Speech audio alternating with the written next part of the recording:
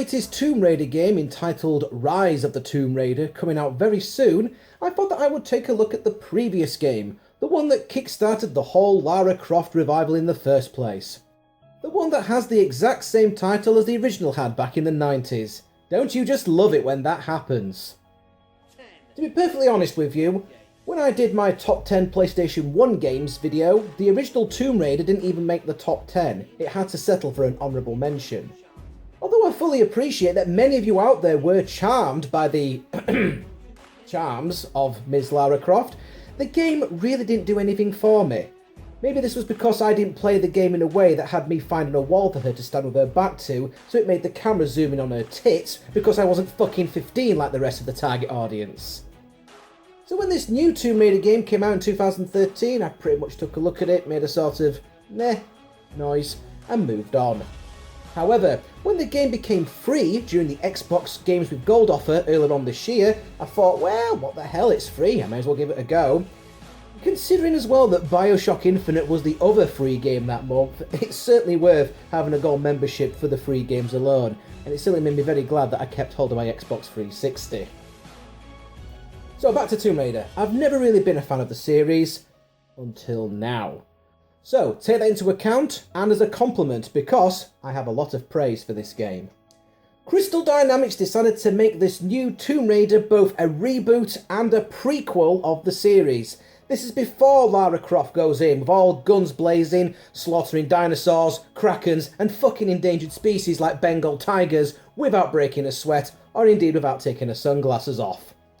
Oh yes, this time the series has gone all Batman Begins on us, by taking us back to an earlier time, where a younger and more starry-eyed Lara Croft first learned how to survive, going from inexperienced, timid, delicate flower at the start of the game, all the way up to a battle-hardened survivor that will quite happily put arrows through bearded cultists' faces and decorate nearby walls with the contents of their skulls.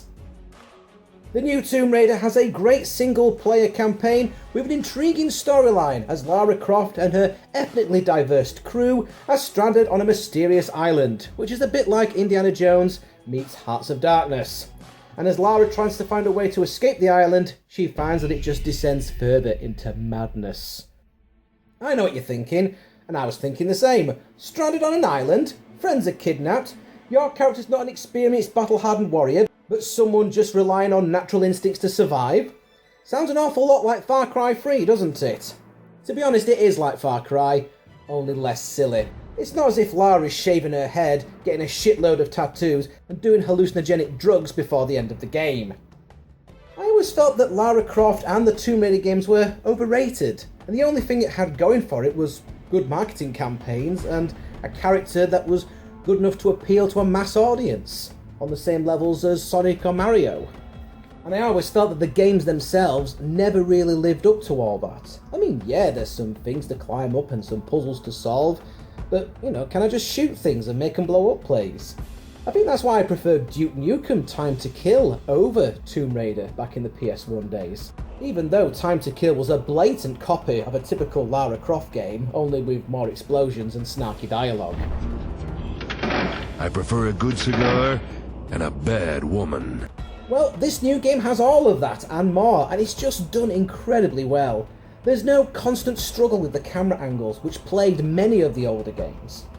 The camera angles adjust perfectly to whatever you're doing. Lara is a joy to control. It really is a pleasure to have her scrambling up cliff faces and jumping over shantytown roofs and exploring through caverns and forests. Tomb Raider sets an example for other big-budget AAA video game titles to follow today. There's a great storyline here that you feel compelled to play all the way through to the end to see what happens. There's a believable character that you really care about. And there's lots of things to do during your time here. Although the main storyline is pretty linear, you do get the benefits of taking the time to explore the island, to visit the optional tombs, and to take part in the numerous challenges that are scattered throughout the island.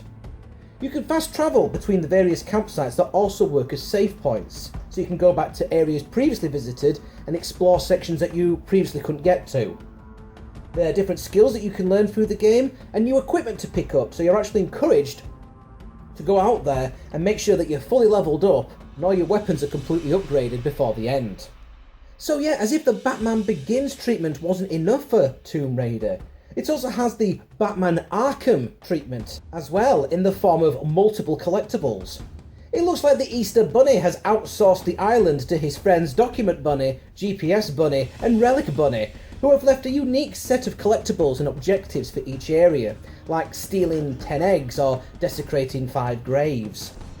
Although you actually want to go out of your way to collect some of the relics and documents and things like that, as each one's got their own story behind them, I'm not too sure where the context is in some of these other challenges. I mean, isn't it just a little bit spiteful to want to steal birds' eggs or kick some cultist totem poles over? You'd have thought that sticking flaming arrows in all their jugular veins would have been enough. Also, like the Batman Arkham games, there is a greater emphasis on stealth this time. Lara Croft even has her own version of Batman's detective mode called Survival Instincts, which will help her locate enemies and point her in the right direction of what to do. One of the first weapons that Lara comes across is a bow, and using this is very satisfying. It's silent and deadly. Lara kicks more ass with this bow than what Johnny Rambo ever did. Put it this way, I'm a guy that when he was playing Skyrim I enjoyed using the bow. Well, to be honest with you, I enjoyed using the bow with Lara Croft just as much in this game as what I did in Skyrim. Even when you pick up the more powerful weapons later on, the bow is something that you'll keep coming back to. Don't let the overhyped Lara Croft fool you, like it did me. Tomb Raider is a badass game, and it's well worth spending a few hours on. Lara Croft isn't just a pretty face and a pair of boobs. She's an interesting and fully fleshed out character who is just doing whatever it takes to stay alive. And at least she looks like a real person this time. For years, Lara Croft has been built like a giant lollipop stick with 2 footballs nailed to it. Lara has been redesigned to look more realistic, and the programmers aren't keen on keeping her clean either, as she gets covered in equal amounts of blood and mud and gore and all kinds of shit, and her clothes get torn as the action goes on. Not torn in a provocative way, oh no. It's a redesign, but it's a good redesign. It's a redesign that looks good, but it doesn't come at the risk of alienating the fan base. Devil May Cry could have learnt from that. But this is definitely not a game for the young ones or for the squeamish, as Lara impales her foes with flaming arrows to the face and gives them a climbing axe directly to the arteries, not to mention that she finds herself walking through a river of blood and dismembered body parts on more than one occasion. But the violence directed at Lara is just as bad, if not worse, and at times it makes me wonder if the programmers didn't like her. In a sane world, Lara will be squirting liquidized organs out of every orifice, and at times it can make the game rather silly when it's just trying to be dramatic. Some of the death scenes are brutal, and it's particularly shocking because it's a pretty girl getting killed. Lara can meet her messy end in a variety of rather nasty looking ways. I swear that I must have had her head impaled on a spike at least a dozen times, which was very toe curling. Some of these deaths can come at the hands of quick-time events, something that seems rather out of place in a Tomb Raider game. I like it when I can freely jump and climb around the areas, exploring, finding treasures, and murdering more animals than Bernard and Matthew combined. I don't like it when I find myself thinking, wow, what an exciting, fast-paced action sequence that was. I wish I'd been playing it. Luckily, these QTEs and all the other cutscenes blend into the rest of the game seamlessly, so they're not too distracting. Still, there are quite a few of them in the first 15 minutes of the game, which some people may find off-putting. Okay, take my advice, don't worry, once you get past that, it does get much better, and the quick-time events do become less and less. As with most games with a storyline-based single-player campaign, there is also a multiplayer mode. And to be honest with you, it just feels completely tacked on. I mean, come on, this is a Tomb Raider game. This isn't a multiplayer game, it's not intended to be a multiplayer game. That's what the Halos and the Gears of Wars and the Call of Duties are for. Although I did play a few rounds of the multiplayer mode, it was really just to pick up a couple of additional achievements and nothing more. Tomb Raider didn't need this multiplayer mode, it's completely unnecessary. But it seems to be the trend now that you've got to have a multiplayer mode tacked on. The same thing happened with Batman Arkham Origins. And yep, we're back to the Batman comparisons again.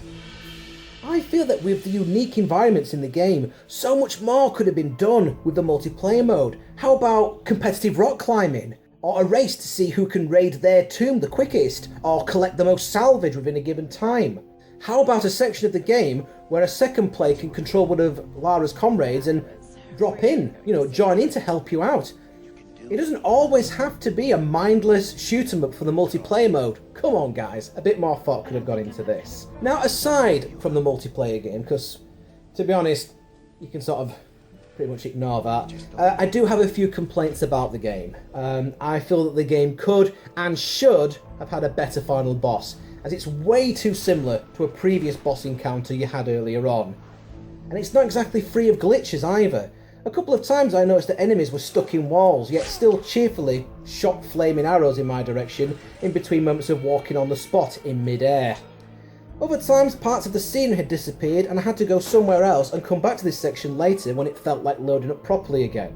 Also, near the end of the game I experienced quite a bit of skipping, and although I thought it was just my Xbox 360 fucking up and being a twat, it turns out that other people have experienced this problem as well. These are issues that really should have been spotted and ironed out before the game was released, or patched afterwards at the very least.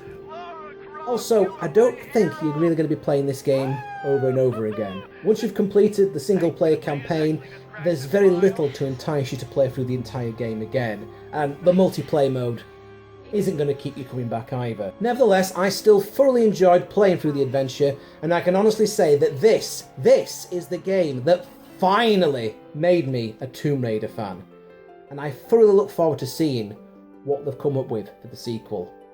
With that in mind, I don't agree with what Microsoft has done with the sequel, making it an Xbox exclusive. Lara Croft has been on the PlayStation since day one almost, and most of her success has been down to those early PS1 days.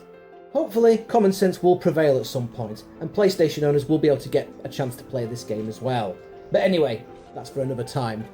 In short, the Tomb Raider reboot, Tomb Raider 2013, whatever you want to call it, I have to give the game a resounding thumbs up.